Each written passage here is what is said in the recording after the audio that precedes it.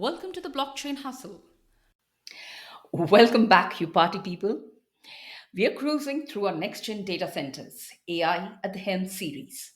And if you've been following along, you know that we have already covered all the mind boggling tech, from compute through storage to networking. But today, we are talking about power. Yes, because AI doesn't just munch on data, it's a hungry beast that needs some serious juice to keep those models running 24 by 7. So, buckle up for the great power surge how AI is shaking up the data center energy needs. Let's hit you with some numbers to really electrify your day. Data centers in the US, they already chew through 4% of the total power. By 2030, well, that number's gonna double. Yep, we're talking 9%. And the big players, hyperscale data centers like Amazon, Google, and Microsoft, they are the real energy hogs, consuming 60 to 70% of all the data center power. But wait, here's where it gets juicy. With AI turning everything into a compute fiesta, these power demands are about to go through the roof. Cue the great power rush. And no, it's not about gold. It's all about securing those precious kilowatts now.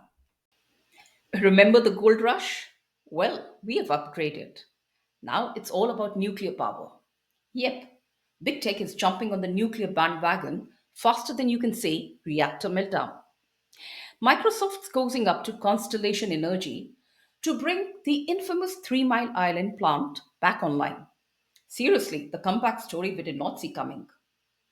Amazon's going full throttle with Talon Energy, plugging the data center into a nuclear power plant in Pennsylvania.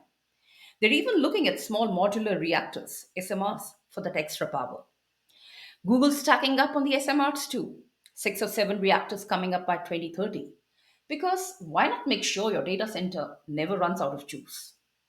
And let's not forget Oklo, the nuclear startup chaired by OpenAI's Sam Altman, which has built a fast fission reactor called Aurora. They plan to sell energy and the SMRs to both the US Air Force and data centers by 2027.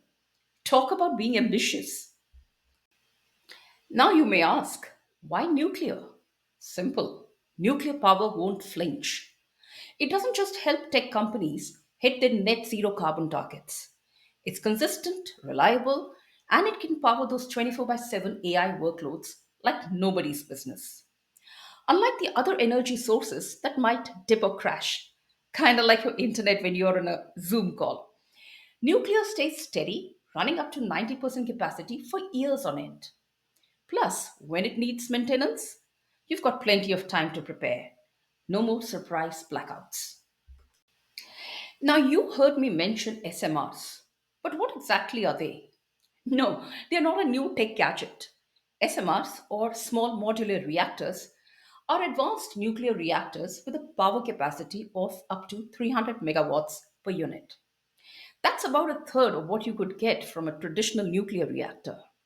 They are game changers. And here's why. Number one, compact power. Think of them as those pocket sized nuclear reactors that pack a punch. These babies can fit into tighter spaces, like right next to your data center. Cheaper and faster. With those modular designs, they're easier to build and cheaper to roll out. More bang for your buck. And lowers down the barriers of entry. They're scalable. They can be incrementally deployed to match the energy demands. And safety first. SMRs are designed with safety in mind: lower pressure, lower power, and even deployed underground. They, in fact, rely more on the passive systems that make those catastrophic accidents less likely. So, in the unlikely event of an incident, there's less of a chance of a meltdown.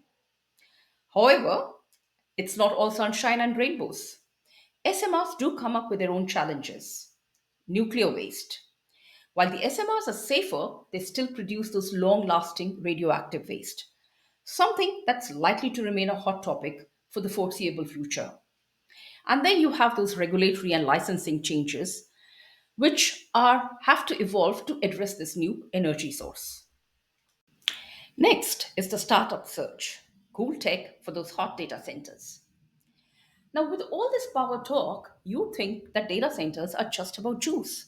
But no, they also need to stay cool, literally. Enter the startups bringing on the heat. In cooling and submer, they keep your data center chilled so that it doesn't overheat. Fidra, helping the data centers optimize the cooling systems. Goodbye to that energy wastage. Supermicro, they are bringing on the heat with direct liquid cooling for the AI data centers. Yes, that's liquid. Verus, now these guys are creating microgrid powered data centers. Think flexible renewable energy solutions. And then Sage Geosystems. Hot water instead of gas? Well, that's how they're keeping things green and cool. It's a hot market, pun intended. But let's not sugarcoat it. Operating those data centers is no walk in the park. They're hugely expensive assets where experimentation is often frowned upon. Still, there's big money in the game. The global data center industry is worth over $300 billion dollars now, and it's expected to nearly double by 2030. No one's slowing down here. And here's the kicker: energy self sufficiency is the future. Gone are the days of picking random spots for the data centers. Now it's all about power, finding places that actually have it.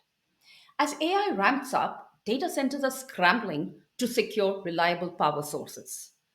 Think nuclear, innovative cooling technology, and a lot of self sustaining solutions. And there you have it. AI's energy appetite is real. And the data centers are racing to meet the demand, 1 kilowatt at a time.